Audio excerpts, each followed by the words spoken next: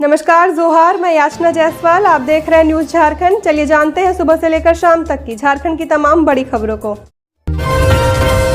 झारखंड पश्चिम Bengal border पर धनबाद में एक कार से 34,74,000 रुपए बरामद। 2 लोगों से पूछताछ। लोकसभा चुनाव 2024 को लेकर वाहन जांच अभियान तेजी से चलाया जा रहा है। खासकर बॉर्डर इलाके में पुलिस वाहन जांच को लेकर सख्ती बरत रही है। इसी क्रम में झारखंड पश्चिम बंगाल के बॉर्डर पर धनबाद के मैथन क्षेत्र में पुलिस ने एक कार से 34,74,000 रुपए बरामद किए हैं। इस दौरान कार सवार 2 लोगों को पुलिस मैथन ओपी लाकर पूछताछ कर रही है। बताया जा रहा है कि पुलिस गाड़ियों की जांच कर रही थी। इसी दौरान सफेद रंग की कार बॉर्डर से गुजर रही थी। पुलिस ने कार की तलाशी ली तो कार से कैश बरामद किए गए। इसके बाद पुलिस ने पूछताछ के लिए दोनों कार सवार को मैथन ओपी लाया और इनसे जानकारी ले रही है। माह-ए-रमजान का अलविदा जुमा का नमाज आज अदा करेंगे रोजेदार। रहमत और बरकत का महीना माह-ए-रमजान का आखिरी जुमा यानी अलविदा जुमा का नमाज आज पढ़ा जाएगा। इसको लेकर जिले के विभिन्न मस्जिदों में तैयारी पूरी कर ली गई है। अलविदा जुमा की नमाज को लेकर रोजेदारों में काफी उत्साह है। बता दें कि सामान्य दिनों में जुमा के नमाज के मुकाबले अलविदा जुमा के नमाज में नमाजियों की भीड़ मस्जिदों में बढ़ जाती है। इसको लेकर मस्जिद कमेटी की ओर से व्यापक व्यवस्था किया गया है। जिले के सभी मस्जिदों में शुक्रवार को रमजान पाक महीना का अलविदा जुमा नमाज की तैयारी पूरी कर ली गई है। शुक्रवार को रमजानुल मुबारक का रमजान का आखिरी जुमा भी है। इसके लिए विशेष व्यवस्था की गई है। मस्जिदों में तकरीर और अलविदा खुतबा होगी। इसके बाद मुस्लिम समाज के लोग 2 रिकात जुमा की फर्ज नमाज अदा करेंगे। जमशेदपुर के होटल से 11 लड़कियों समेत 16 हिरासत में। मॉडर्न कपड़े पहने कस्टमर बनकर पहुंची एसडीओ, बॉडीगार्ड ने लुटाए पैसे। जमशेदपुर में एसडीओ पारुल सिंह ने गुरुवार देर शाम पारडिया स्थित होटल रॉयल हिल्स में चल रहे डांस बार में छापेमारी कर 11 बार बालाओं को हिरासत में लिया। वहां अवैध हुक्का बार भी चल रहा था। छापेमारी के लिए एसडीओ पारुल सिंह उनकी गोपनीय शाखा के कर्मचारी बॉडीगार्ड कस्टमर बनकर करीब 9:15 पर होटल पहुंचे थे। एसडीओ ने मॉडर्न कपड़े पहन रखे थे ताकि संचालकों को किसी तरह का शक नहीं हो। करीब 15 मिनट तक होटल में गतिविधियों पर नजर रखी गई। इस दौरान एसडीओ के साथ गए कर्मचारी व बॉडीगार्ड ने डांस कर रही बार बालाओं पर रुपए भी लुटाए। पुष्टि होने के बाद एसडीओ ने अपने एक कर्मचारी को बाहर भेजा, जहां से उसने मानगो पुलिस को जानकारी दी। पुलिस के पहुंचने पर वहां भगदड़ मच गई। कस्टमर और अधिकतर बाउंसर भाग निकले। एक बाउंसर व 5 स्टाफ को हिरासत में लिया गया है। एसडीओ ने बताया, जब वह टीम के साथ होटल पहुंची तो पहले कंफ्यूजन में रेस्टोरेंट वाले हिस्से में चली गई। बाद में डांस बार की ओर बढ़ी। वहां फ्लोर पर बार बालाएं डांस कर रही थी, साथ ही शराब भी परोसी जा रही थी। हिरासत में ली गई युवतियों में 10 पश्चिम बंगाल और 1 नागपुर की हैं। शोक की लहर। झारखंड के प्रथम ऊर्जा मंत्री लालचंद महतो का निधन। झारखंड के पहले ऊर्जा मंत्री लालचंद महतो का गुरुवार देर रात रांची के लालपुर स्थित आवास में निधन हो गया। घटना से शोक की लहर है। परिजनों का रो रो कर बुरा हाल है। बता दें कि पूर्व मंत्री की तबीयत पिछले कुछ दिनों से खराब चल रही थी। गुरुवार की रात 11 बजे वह अमरावती अपार्टमेंट स्थित अपने फ्लैट के बाथरूम में अचानक गिर गए। इसके बाद वे बेहोश हो गए। परिजन उनको लेकर तत्काल लालपुर के एक प्राइवेट अस्पताल में पहुंचे, जहाँ चिकित्सकों ने उन्हें मृत घोषित कर दिया। उन्होंने 72 वर्ष की उम्र में आखिरी सांसें ली। झारखंड में हीटवेव और बारिश दोनों का अलर्ट। कल दक्षिणी भाग में गर्म हवाएं चलेंगी। अगले 3 दिन बारिश बिजली के आसार। झारखंड में गर्मी से थोड़ी राहत मिलेगी। मौसम विभाग ने अगले 2 दिनों में तापमान में 4 से 5 डिग्री सेल्सियस की गिरावट आने की संभावना जताई है। मौसम विभाग ने आज से लेकर 8 अप्रैल तक के लिए अलर्ट जारी किया है। मौसम विभाग ने हीटवेव और बारिश की संभावना जाहिर की है। राज्य में कल तक हीटवेव के आसार है। वहीं 7 अप्रैल से तेज हवा वज्रपात के साथ बारिश की संभावना है। 8 अप्रैल को भी गर्जन और तेज हवा के साथ बारिश के आसार हैं। मौसम विभाग के अनुसार 6 अप्रैल को राज्य के उत्तरी भाग में हल्के से मध्यम दर्जे की बारिश होने की संभावना है। राज्य के दक्षिणी भाग में हीटवेव का असर होगा। राज्य में कई जगहों पर तेज हवा के साथ वज्रपात की संभावना है। हवा की रफ्तार 30 से 40 किलोमीटर प्रति घंटा होगी। वहीं 8 अप्रैल को राज्य के दक्षिणी पूर्वी भाग में हल्के से मध्यम दर्जे की बारिश हो सकती है। राज्य के दक्षिणी भाग में इसका असर भी दिखेगा। हवा की रफ्तार 30 से 40 किलोमीटर के बीच हो सकती है। वज्रपात के भी आसार है। मौसम विभाग ने 9 अप्रैल को भी राज्य के कई हिस्सों में हल्के से मध्यम दर्जे की बारिश होने की संभावना जाहिर की है। खबरों में आगे बढ़ने से पहले अगर आपने अभी तक इस चैनल को सब्सक्राइब नहीं किया है तो सब्सक्राइब कर ले, जिससे आपको झारखंड की हर छोटी बड़ी खबर के अपडेट मिलते रहें। तो चलिए बढ़ते हैं खबरों की ओर। ममता भुइयां को INDIA गठबंधन ने पलामू से बनाया उम्मीदवार। INDIA गठबंधन की ओर से राजद ने ममता भूया को पलामू से उम्मीदवार बनाया है। बता दें कि पलामू निवासी ममता भूया ने बीते 17 मार्च 2024 को ही पटना में राष्ट्रीय जनता दल की सदस्यता ग्रहण की थी। उसी वक्त से कयास लगाए जा रहे थे कि ममता भूया को पलामू संसदीय सीट से राजद का उम्मीदवार बनाया जा सकता है। पलामू लोकसभा सीट राष्ट्रीय जनता दल की पारंपरिक सीट रही है। राजद पलामू लोकसभा सीट से 2005 और 2007 में चुनाव जीत भी चुका है। राष्ट्रीय जनता दल ने पहली बार पलामू सीट से किसी महिला उम्मीदवार को मैदान में उतारा है। ममता भूया भाजपा छोड़कर राजद में शामिल हुई हैं। बड़गाई जमीन मामले में ईडी की चार्जशीट में कई बड़े खुलासे। पूर्व सीएम हेमंत ने की थी खुद को अलग करने की हर संभव कोशिश। रांची के बड़गाई अंचल की 8.66 एकड़ जमीन के पीछे कौन कौन से खेल हुए, खेल किसने करवाए और उस खेल में कौन कौन सहभागी बने, इन सब का खुलासा ईडी ने उचित सबूतों और दस्तावेजों के साथ किया है। यही वजह है कि जब ईडी ने तत्कालीन सीएम हेमंत सोरेन को पहला समन भेजा था तो वह किसी तरह खुद को बड़गाई जमीन से अलग करने की कोशिश करने लगे थे, लेकिन ऐसा नहीं हो सका। दरअसल जब ईडी ने जमीन घोटाला मामले में तत्कालीन मुख्यमंत्री हेमंत सोरेन को पहली बार समन भेजा था तो हेमंत सोरेन को समझ आ गया था कि भविष्य में उनकी मुश्किलें बढ़ने वाली हैं। पहला समन मिलने के बाद हेमंत खुद ही बड़गाई जमीन को अलग करने की कोशिश में लग गए थे। चार्जशीट में ईडी ने दावा किया है कि सीएम रहते हुए जब पहली बार हेमंत सोरेन को समन भेजा गया था तब से ही हेमंत सोरेन ने खुद को इस जमीन से दूर करने की कोशिश शुरू कर दी थी। इस फर्जीवाड़े में सह अभियुक्त राजकुमार पाहन ने उनका साथ दिया। पूर्व मंत्री लालचंद महतो को स्पीकर रविंद्रनाथ महतो ने दी श्रद्धांजलि। पूर्व ऊर्जा मंत्री लालचंद महतो के निधन पर विधानसभा अध्यक्ष रविंद्रनाथ महतो ने विधानसभा परिसर में पार्थिव शरीर पर पुष्प अर्पित किया। उन्होंने कहा कि झारखंड गठन के बाद उन्होंने राज्य को दिशा देने का काम किया है। राज्य के विकास में उनका योगदान आजीवन हमारे जहन में रहेगा। लालचंद महतो के निधन में मर्माहत हूँ। झारखंड के इतिहास में उनका नाम स्वर्ण अक्षरों में लिखा जाएगा। बतौर ऊर्जा मंत्री उन्होंने राज्य की ऊर्जा के सुधार की दिशा में काम किया था। सरहुल शोभा यात्रा में दिखेगी सरना धर्मकोट, हसदेव जंगल की झलकियां।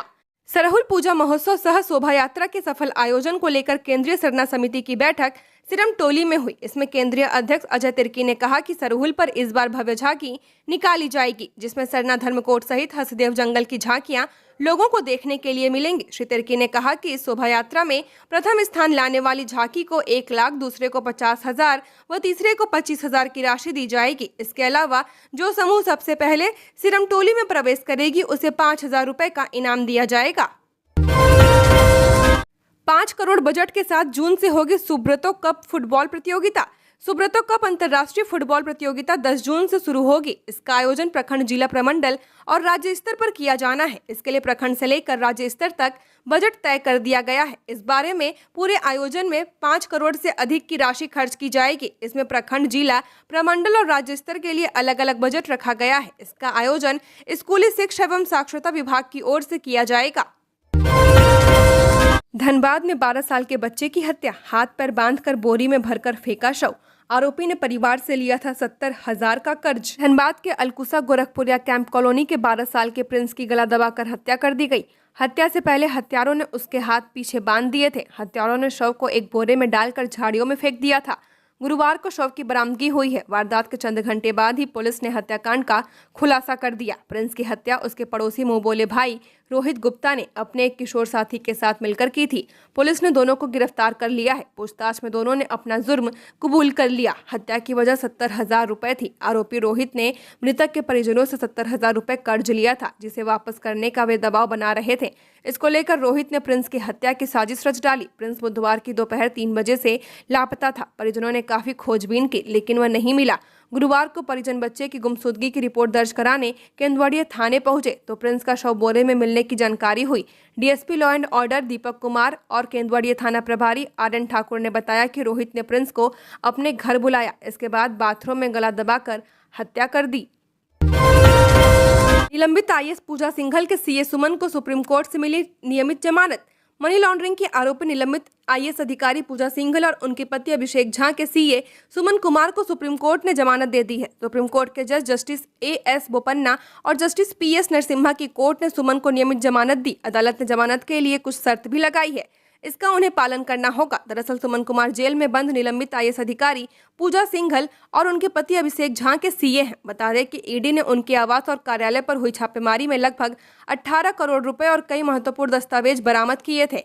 सुमन मनरेगा घोटाले से जुड़े मनी लॉन्ड्रिंग के केस में आरोपी हैं। बता दें कि पूजा सिंघल को झारखंड के खुंटी में मनरेगा घोटाले से जुड़े मनी लॉन्ड्रिंग केस में ईडी ने 11 मई 2022 को गिरफ्तार किया था। इसके पहले एजेंसी ने उनके आवास सहित विभिन्न ठिकानों पर छापेमारी की थी। इस दौरान उनके पति अभिषेक झा के CA सुमन कुमार के आवास से 20 करोड़ नगद बरामद किए गए थे।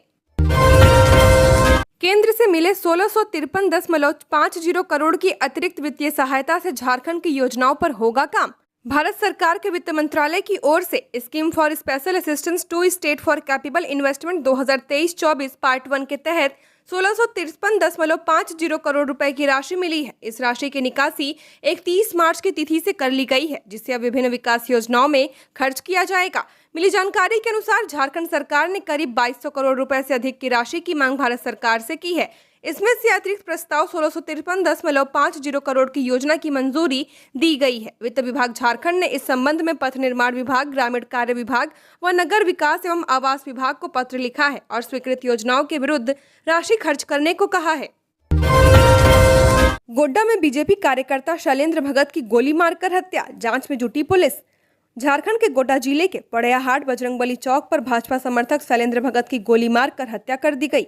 एक बाइक पर सवार होकर आए 3 अपराधियों ने ताबड़तोड़ फायरिंग कर शैलेंद्र भगत को 3 गोली मारी। 2 गोली सीने में व 1 गोली सिर के समीप मारी गई है। गोली लगने के बाद शैलेंद्र भगत को पड़ैयाहाट अस्पताल लाया गया, जहां से चिकित्सकों ने तत्काल गोड्डा रेफर कर दिया। एम्बुलेंस से गोड्डा लाने के क्रम में रास्ते में ही उनकी मौत हो गई। गोड्डा सदर अस्पताल में डॉक्टरों ने उन्हें मृत घोषित कर दिया। एम्बुलेंस में उनका बेटा, बेटी व पत्नी भी थे। पड़ैयाहाट अस्पताल के डॉक्टर प्रशांत मिश्रा ने बताया कि शैलेंद्र को 3 गोली मारने के निशान मिले हैं। पुलिस मामले की जाँच कर रही है। ढुल्लू महतो के चुनाव लड़ने पर कांग्रेस पदाधिकारी का इस्तीफा, सरयू राय के समर्थन वाले जेएमएम नेता के बयान पर भी सियासत।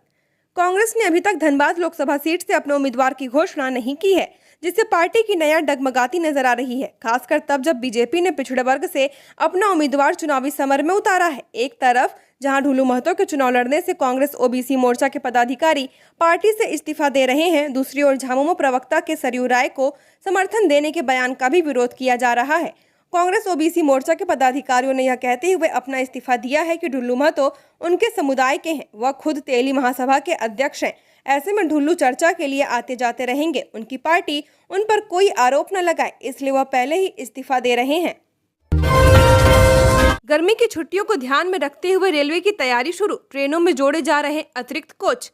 बढ़ती गर्मी के साथ ही लोग अब गर्मी की छुट्टियों की तैयारी में लग गए हैं, जिसका असर रेलवे की बुकिंग में भी देखा जा रहा है। अप्रैल के आखिरी दिनों से लेकर मई जून तक रेलवे की अलग अलग जगहों के लिए चलने वाली ट्रेनों में वेटिंग लिस्ट देखी जा रही है। इसमें कुछ टूरिस्ट डेस्टिनेशन के लिए भी बुकिंग की मारामारी चल रही है। इसे देखते हुए दक्षिण पूर्व रेलवे ने कुछ ट्रेनों में अतिरिक्त कोच जोड़ने की घोषणा की है। वहीं कुछ ट्रेनों के परिचालन को अवधि विस्तार दिया गया है। इनमें से कुछ स्पेशल ट्रेनें भी शामिल हैं। इसमें रांची, बोकारो, धनबाद होकर चलने वाली रक्सौल एक्सप्रेस का परिचालन अब जून तक होगा। प्रेमी के घर के बाहर धरने पर बैठी लड़की बोली, अपना लो तभी उठूंगी। ओडिशा से गुमला के एक गांव आई लड़की ने अपने प्रेमी के घर के बाहर हाई वोल्टेज ड्रामा किया।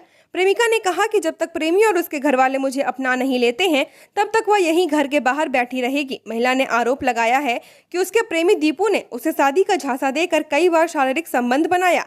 इस दौरान वह प्रेग्नेंट भी हुई। इसके बाद पहला फुसलाकर उसके प्रेमी दीपू ने गर्भपात करा दिया। इसके साथ ही महिला ने प्रेमी के परिजनों पर मारपीट का भी आरोप लगाया।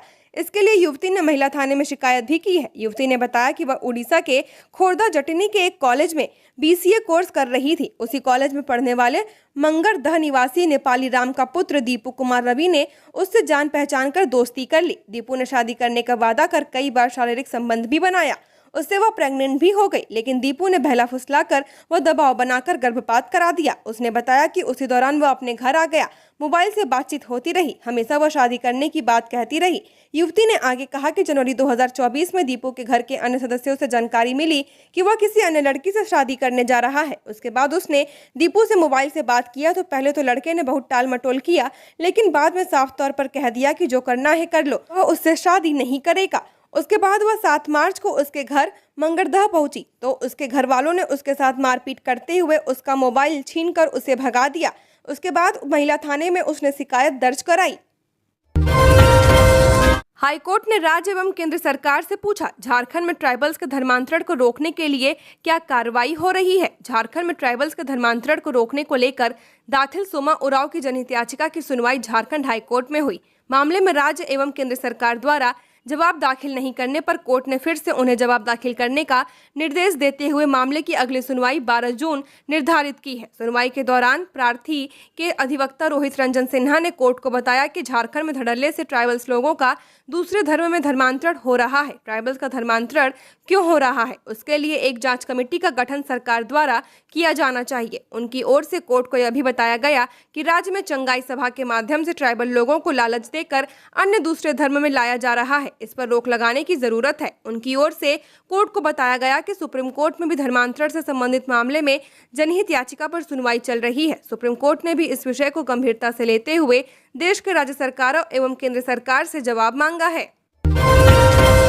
न्यूक्लियस मॉल के संचालक कारोबारी विष्णु अग्रवाल को ईडी कोर्ट से चीन जाने की नहीं मिली इजाजत। बरियातू की चिसायर होम रोड की 1 एकड़ जमीन घोटाले के आरोपी न्यूक्लियस मॉल के संचालक विष्णु अग्रवाल को अदालत ने चीन जाने की इजाजत ईडी के विशेष न्यायाधीश की अदालत से नहीं मिली है। व्यापार को लेकर विष्णु अग्रवाल 12 अप्रैल को चीन जाना चाहते थे। हाईकोर्ट से जमानत मिलने के बाद कोर्ट के आदेश के आलोक में उनकी ओर से अदालत में अपना पासपोर्ट जमा कराया गया था। चीन जाने के लिए अदालत में जमा करने पर अपने पासपोर्ट को देने का आग्रह करते हुए उनकी ओर से एक आवेदन दिया गया था, जिसे कोर्ट ने खारिज कर दिया।